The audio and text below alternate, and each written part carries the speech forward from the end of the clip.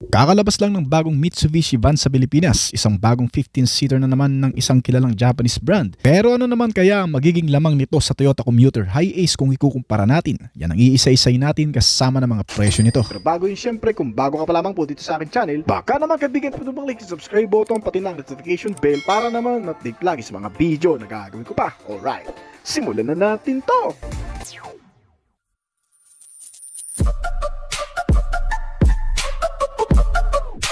Kakalabas lang nga ng bagong Mitsubishi van na 15-seater sa Pinas. Ito ang 2026 Mitsubishi Versa van na bagong 15-seater model na GLX variant na official na inintroduce sa local market. Ito ay rebadged version ng Nissan Urban na isa ring matagal ng kilalang commercial van. Kaya di siya ganun kaibang tingnan, pero officially bagong offering ito ng Mitsubishi Motor Philippines. Iisa-isay nating ikumpara ito sa isang sikat na 15-seater van ng Toyota, ang Hi-Ace Commuter, kasama ang mga mahahalagang specs at presyo nito. Ang 2026 Mitsubishi Versa van 15-seater ay nagre-range sa estimated price na 1,649,000 pesos. May 15 seating capacity kasama ang driver. May platform ito na rebadge ng Nissan Urban na short-nosed van design at may transmission type na manual na karaniwan sa light commercial vehicle o vans na gaya nito. May mga color option din ito na pwedeng pagpilian gaya ng silver metallic o white solid. At ito ang ilan sa magagandang katangian at advantage nitong Mitsubishi Versa van. Una, mas bagong option ito sa market kaysa sa traditional Mitsubishi L300. Pangalawa, karaniwang may mas modernong drivetrain dahil sa Nissan Urban base nga ito. At pangatlo, ang standard 15 seats nito ay talaga namang malaking tulong para sa transport, school o service van use o di naman kaya para sa mga naghahanap ng family car na kayang mag-accommodate ng higit sa inaasahang dami ng pamilya. Kasama si lolo at lola, tito at tita, kaya naman mas marami ang tatangkilik rin dito. At syempre, kung may advantage, meron din namang disadvantage itong modelo. Una, posibleng mas mataas ang presyo nito kaysa sa ibang 15-seater competitors tulad ng Photon Trans van o baka nga mas mataas din ang presyo nito kumpara sa Toyota Commuter Base variant na nag-range lang ng mahigit sa 1.3 million pesos. Samantalang ito ay may estimated price range na mahigit sa 1.6 million pesos. Pangalawang disadvantage nitong modelo ay wala ata itong automatic variants o high-end features. Baka limitado pa ang unit nito sa unang release at mukhang pinaka-base variant ng Nissan Urban ang pinagayahan nito. Well, pagdating naman sa Toyota Commuter na 15-seater van din ng isang number 1 na kilalang Japanese brand dito sa Pilipinas na Toyota. Pagdating sa presyo nito, may price estimate din ito na 1,396,000 pesos hanggang sa 1,660,000 pesos depende sa variant o trim. May 15 seating capacity din ito kasama ang driver. May makina ito na diesel na kilalang matibay na 2K DFTV na gumagamit ng 2.7 liter hanggang sa 2.8 liter option. At mayroon ding transmission option gaya ng manual transmission o automatic depende sa variant nito. Ang magandang bagay naman na meron sa Toyota Hi-Ace, mga advantage nitong modelo. Una, isa sa pinakakilalang trustworthy at reliable commercial van sa Pilipinas itong modelo. Pangalawa, maraming variant na pwedeng pagpilian. May mas premium trims gaya ng executive o grandia levels at base standard variant na commuter na pinakamababang variant nito at pinakamura pa. At pangatlo, mas malawak ang available options sa loob ng line-up ng Toyota Hi-Ace. Gaya ng diesel engine at may gasoline engine, meron ding transmission na manual at automatic pa. Well, kahit mukhang mas maganda pakinggan ang mga nilalaman nitong Toyota Hi-Ace, ay meron din naman itong mga disadvantage. Una, ang basic commuter variant ay medyo mas mataas pa rin ang presyo kaysa sa isang budget vans. Pangalawa, itong Hi-Ace ay medyo malakas sa gasolina pero depende pa rin sa mga trim, road condition o paggamit nito ang fuel economy. At maging ang maintenance cost nito ay baka mas mahal kumpara sa Mitsubishi Versa van. Kung ididetalye natin ng mas malinaw ay mas makikilala mo pa sila ng mabuti. Well, unahin naman natin itong Toyota Hi-Ace Commuter. Isang 15-seater van na gawa sa negosyo, transportation ng mga pasahero o malalaking pamilya. Ito ang standard commuter variant na ibinibenta ng Toyota Motor Philippines sa pinakamababang presyo na mahigit sa 1.3 million pesos kung naghahanap ka ng praktikal, sulit na van. Pagdating sa disenyo, mas malaki ang itsura ng high-ace commuter. May haba ito na halos 4,695mm at lapad na 1,695mm at may kabuang taas na 1,980mm na sapat para sakyan ng hanggang sa 15 pasahero ng komportable at ligtas. May wheelbase size ito na 2,570mm na nangangahulugang maluwag ang pagitan ng mga gulong para sa matatag na pag-andar lalo na kapag puno ang sasakyan. Sa harap nito makikita ang halogen headlamps at simpleng disenyo ng body na may praktikal at hindi komplikado. Isang pamilyar na muka ng Toyota Hi-Ace mula pa man noon na nakilala sa pagiging matatag din ito. Sa ilalim ng upuan nito ng Toyota Hi-Ace Commuter ay nakalagay ang 2.9-liter diesel engine na kilala rin sa tawag na 1KD FTV. Ang makinang ito ay kayang magbigay ng hanggang sa 136 na horsepower at 300 Nm ng torque na sapat para malampasan ang mga paahon na kalsada at maghatid ng mabibigat na load kahit pa puno ang 15 upuan nito.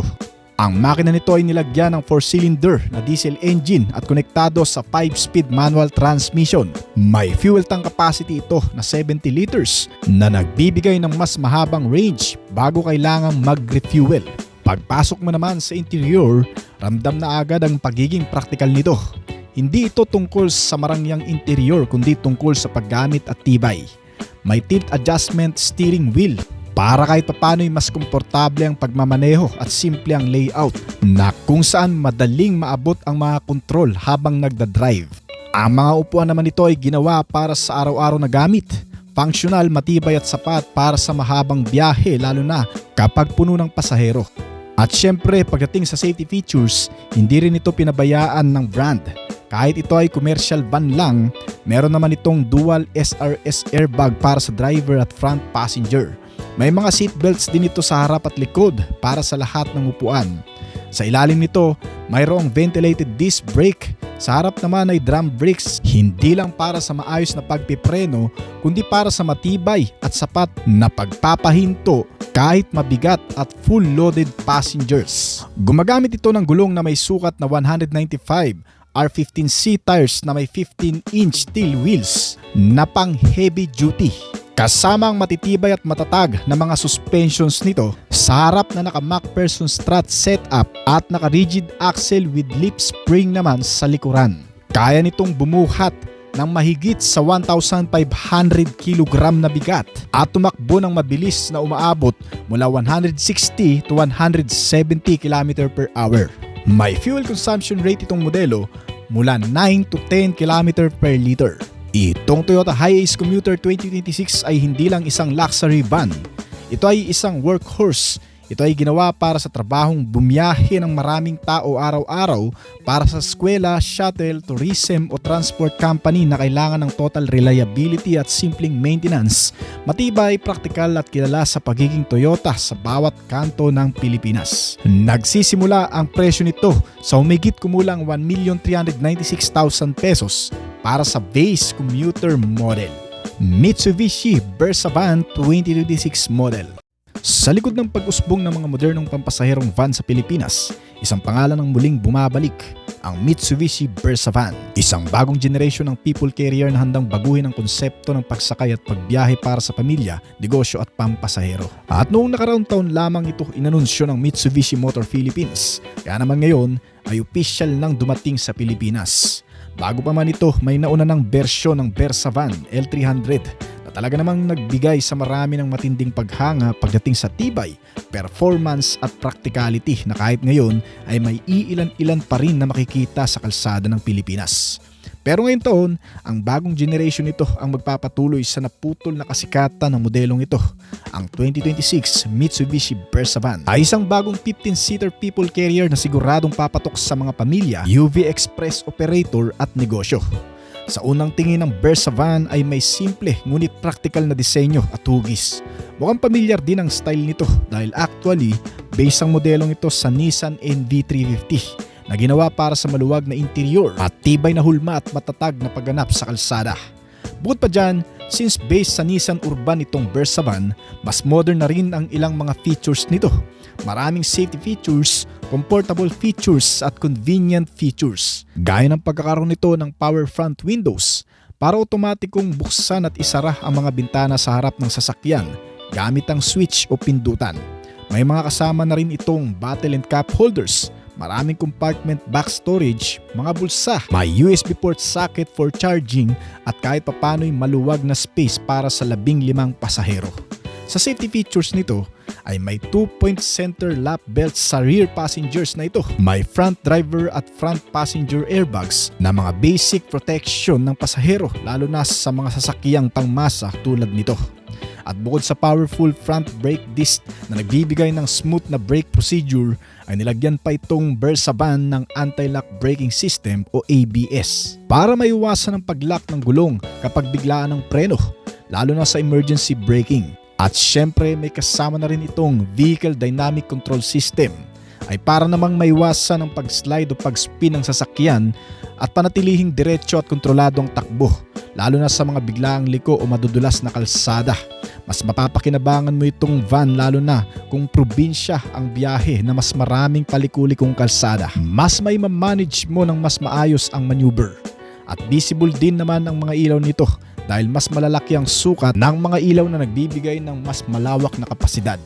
Naka-halogen ang headlamp at bulb type naman ang taillight na may kasama ng mga signal light para sa hazard at reverse para mas maganda hindi lang ang visibility maging ang visual sign nito. Pagdating sa suspensions, gumagamit itong bagong Versa van ng front torsion bar with stabilizer at rear suspension na naka-elliptic lip spring. Naka-disc brake ang front nito at drum brake naman ang rear. At dahil partners ng Mitsubishi ang Nissan brand, ay sigurado ka sa kapasidad ng aircon system nito. Maraming air vents mula sa front hanggang sa rear passengers para mas madaling maikalat ang buong lamig. Pagdating sa makina, gumagamit itong bagong Versa van ng YD25 DDTI engine na may Variable Turbocharge o BGS. Ang naitutulong ng Variable Turbocharge sa modelong ito ay para mas mabilis, mas malakas at mas smooth ang hatak ng makina sa kahit anong takbo. May kabuuang 2.5 liter engine displacement at diesel. Ito ay kayang gumawa ng hanggang sa 129 horsepower at 3,200 RPM at maximum torque na 356 Nm at 1,400 to 2,000 RPM na ikinabit sa 5-speed manual transmission. At may fuel tank capacity ito na 65 liters. At kung base rin nga ba ang makina nito sa Nissan Urban, malamang matipid din ito kumonsumo ng fuel. May tinatayang 11 to 12 umaabot ang fuel consumption rate ng NV350 na matipid na sa klase nito. Kaya kung ganito rin ang consumption nito, ay matipid na yan mga kaibigan. Ilan pa sa mga features nitong bagong Versa van pagdating sa interior ay adjustable din ang driver seats nito. May analog gauge panel na may maliit na digital display at naka-manual tilt adjustment ang steering wheel. Pagdating naman sa dimension, ang Mitsubishi Versa van 2026 ay may lapad na 1,695mm at may haba na 4,710mm. May taas ito na 1,990mm at wheelbase size na 2,555mm. May ground clearance size na 195mm at tumitimbang ng 2,011 kg. Nagre-range sa kabuang price estimate itong bagong Versa van mula 1.5 million hanggang 1.6 million pesos at official nang dumating sa Pilipinas na pwede ka na ring makabili nito. Toyota Hiace. Ngayong taon ay mas matatag na ang itsura nitong modelo kaysa dati. Ang Toyota Hiace ay nanatili pa ring isa sa pinagkakatiwalaang van sa abot kayang halaga ng mga pamilyang Pilipino.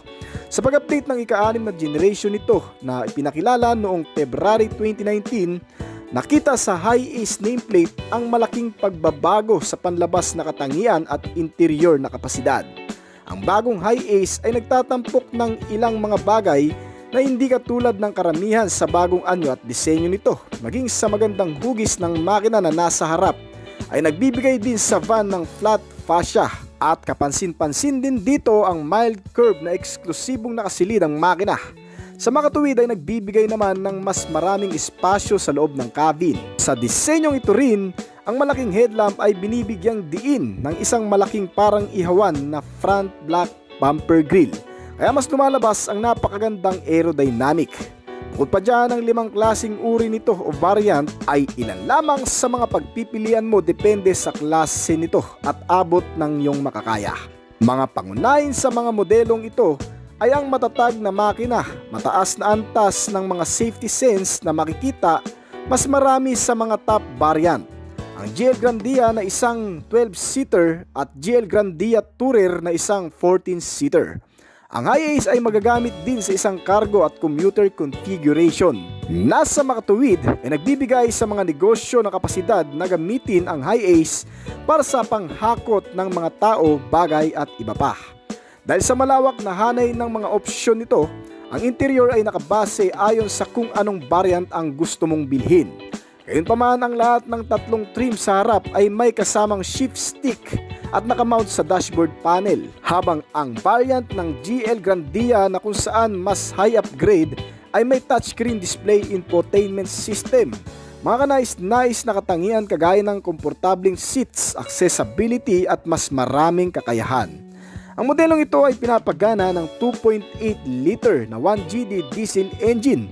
Nakaparehong makina na matatagpuan sa Fortuner. Ang malakas na power output ay nakadepende rin sa variant na pipiliin mo. May 176 horsepower at 420 Nm na torque para sa Commuter Deluxe. Para naman sa isang klase nito, may 176 horsepower at 450 Nm ng torque naman para sa GL Grandia at 163 horsepower at 420 Nm ng torque naman para sa GL Grandia Tourer. Ang karaniwang Toyota Hi-Ace ay nilagyan din ng alinman sa 6-speed manual o 6-speed automatic na transmission nito. Gayunpaman, itong Toyota Hi-Ace Commuter at Hi-Ace Cargo naman ay may 3.0 liter o mas mataas kaysa sa ibang variant na naka-diesel engine manual transmission at kayang mag-produce ng maximum output na 136 horsepower at 300 Nm ng torque. Na ipinares naman sa 5-speed gear shifting nito. Ang magkakaparehong laki ng fuel tank capacity na 70 liters ay kayang ubusin sa loob ng 840 km na layo ng tatakbuhin. At sa kasalukuyan, ang kabuuang presyo nito ay nagkakahalaga ng 1,166,000 pesos mula sa pinaka-low variant nito hanggang sa 2,439,000 pesos sa pinaka-top variant naman.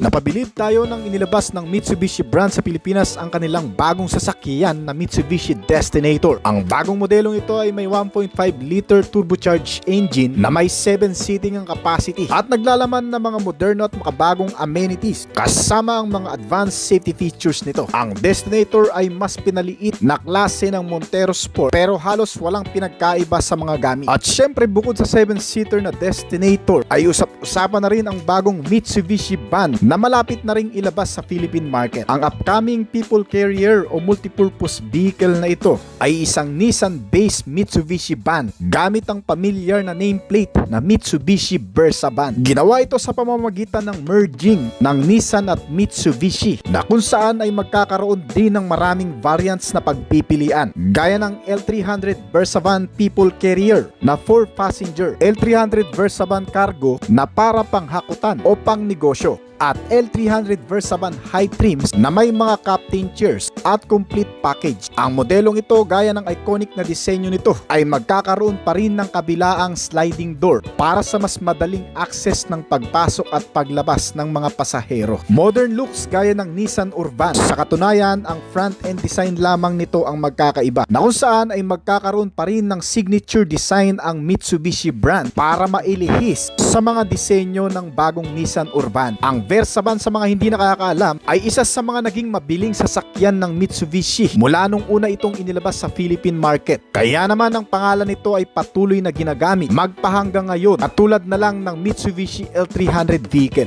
Ayon din sa manufacturer, itong bagong Mitsubishi Versa van 2026 model ay pagaganahin ng 2,488 cubic centimeter engine displacement na naka-turbo diesel engine na kinumpirma mismo ng Mitsubishi Motor Philippines. Pero ang makina nito ay hindi na 4D56 na kung saan nagbigay na rin ng trademark sa marami sa pagiging magandang performance, matipid. Yun nga lang nagkakaroon sa katagalan ng problema sa emission compliance. Kaya naman papalitan ito ngayon ng makina mula sa Nissan Urban na tinatawag na YD25 DDTi na kung saan ito rin daw ay katulad ng performance ng dating makina ng Versa van na 4D56 engine, pero mas in-upgrade ito at pinaganda para walang magiging problema sa hinaharap. Kapares ang 2.5 liter engine capacity nito na naka-turbo diesel pa mga kaibigan, kaya naman asahan na raw ng marami ang pagkakaroon ng malakas na maximum output nito na tinatayang aabot ng 125